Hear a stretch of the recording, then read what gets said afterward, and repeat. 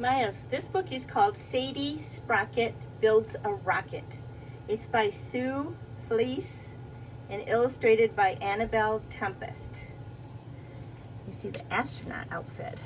That's pretty cool. Okay, I gotta make sure I get this situated here. I'm on a stepladder and I have to get lower now. All right.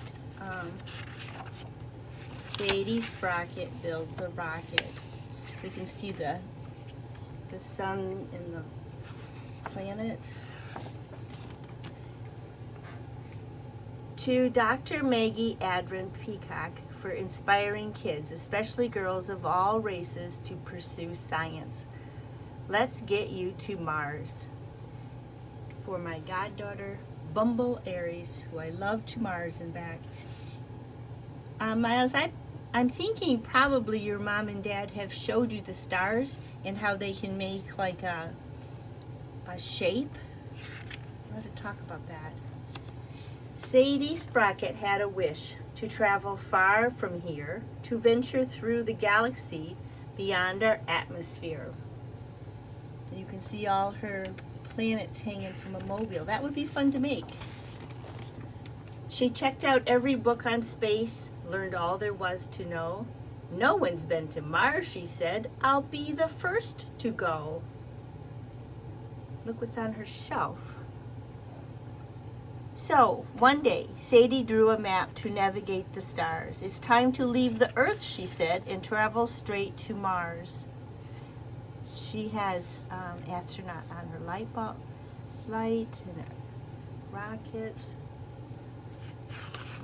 She's a scientist.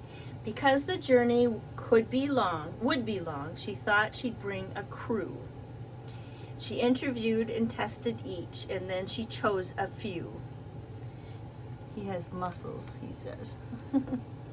This one has good drawings. First, we need to build a ship that's sturdy, safe, and fast. To make it there without a hitch, it must be built to last. These are gears or sprockets.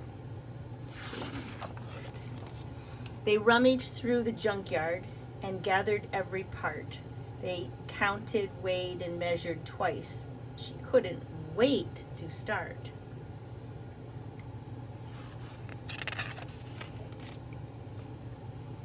Everybody's helping. Sadie and her crew worked hard to build her rocket ship. She scanned her map and chose a date to make the stellar trip. Painting it. That would be a fun playhouse, wouldn't it? We launched today, young Sadie said. We've tested every switch. She knew that even one small blip would cause a major glitch. Friends and family wished her well. Reporters flocked to see this space-bound girl with smarts and skill would soon make history. Look at all the people who came to say goodbye. 10, 9, 8, she counted down. The engine shook the lawn. 7, 6, 5, 4, 3, 2, and 1. The ship was gone. The journey took 100 days. She knew it would be tough, but Sadie kept their spirits up. We'll be there soon enough. The crew tried playing cards and games without too much success. The pieces floated all around and made an awful mess. I'm wondering if you remember why they float. We talked about this. It was no gravity.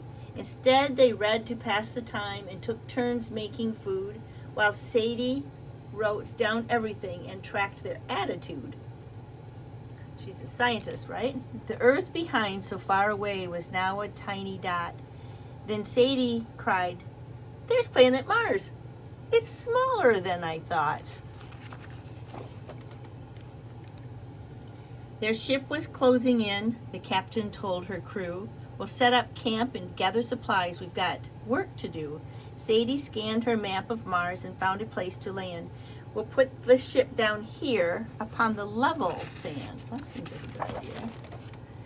Get your samples, Sadie said. They filled up 20 bags.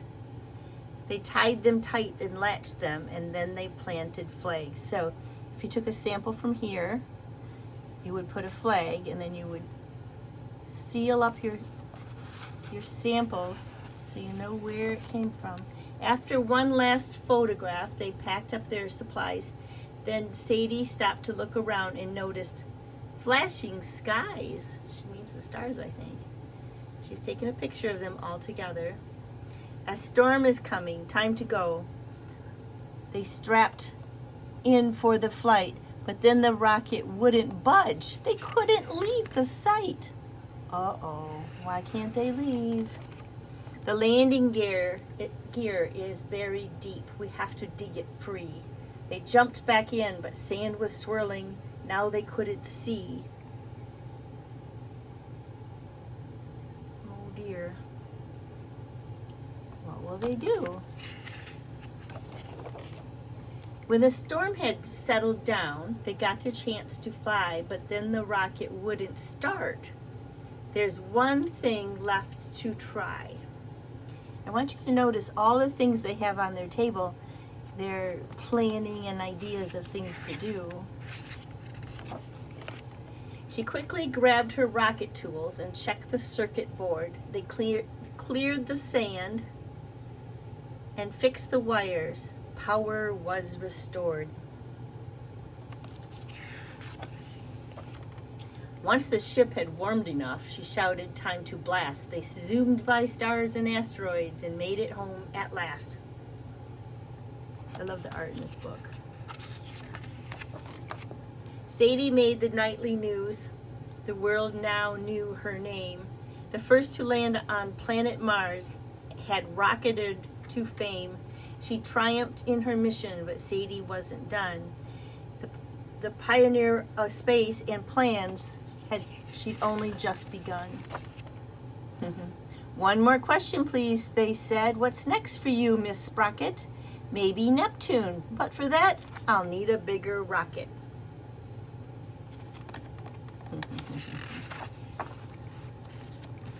And there is a information about Mars. Sadie's notebook, all about Mars. I'll read this to you when you come visit me, honey. Bye-bye.